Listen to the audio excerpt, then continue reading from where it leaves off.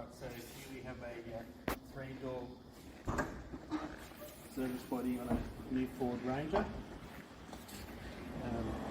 This is a great setup for work-life balance, plenty of room for tools and equipment, and room for the bike on the weekends. We've got a 2-tier set of drawers here, quite long.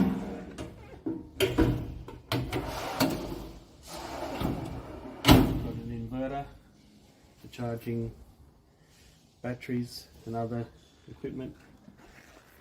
Load restraint here for tying in any loads. A combi tank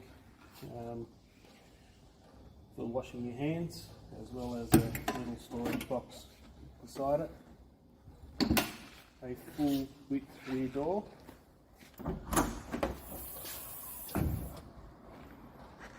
And a roller drawer with a lid. The lid is great for if you're working on something, it can act as a workbench, as well as the storage underneath.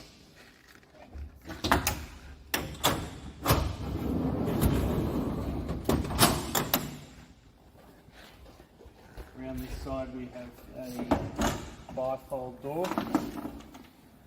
This is good for when you're parking on the side of the road a lot, just to get the door out of the way of vehicles as they pass by.